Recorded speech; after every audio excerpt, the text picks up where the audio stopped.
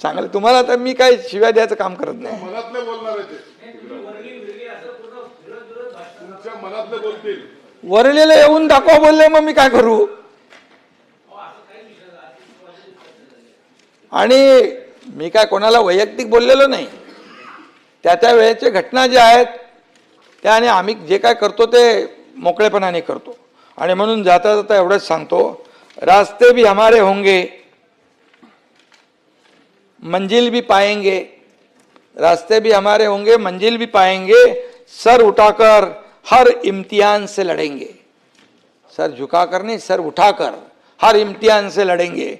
डर के भाग जाना हमारी फितरत नहीं, डर के भाग जाना हमारी फितरत नहीं.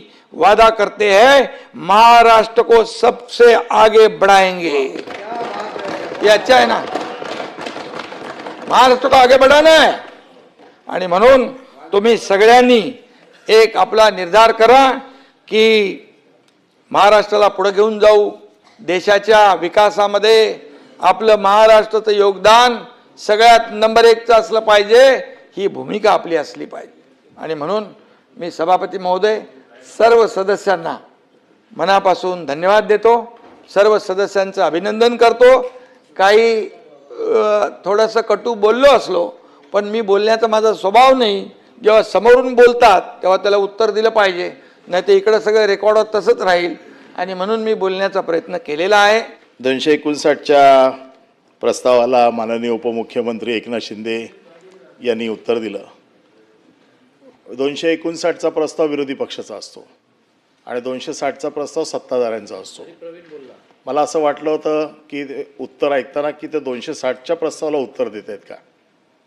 खरं म्हणजे मी देखील काय कवी नाही आहे. मी आणि एकनाथ शिंदे तसे हाडाचे शिवसैनिक आहोत, पण सत्तेत गेल्यानंतर ते कवी झाले. शेरशायरी त्यांना चांगली यायला लागली. हे त्यांचं रूप, बदललेलं रूप हे फार चांगलं आहे.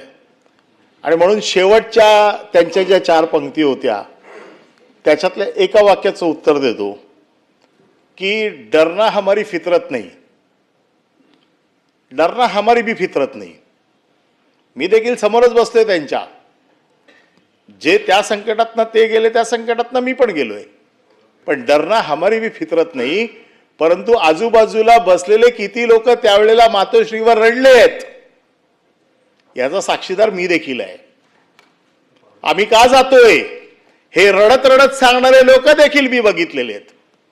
त्याच्यामुळे डरना हमारी फितरत नाही त्यांची नसेल, परंतु डरना किती लोकांची फितरत आहे नावं सांगून त्यांचं नुकसान करायचं नाही हे मला सांगायचं नाही. कारण काय, नुकसान करायचं नाही. आता कदाचित पुढच्या, नाहीतर मी नावं सांगीन पुढच्या येणाऱ्या मार्चच्या शेवटच्या रिशफलिंग मध्ये किती लोक बाहेर जातील मला माहित नाही.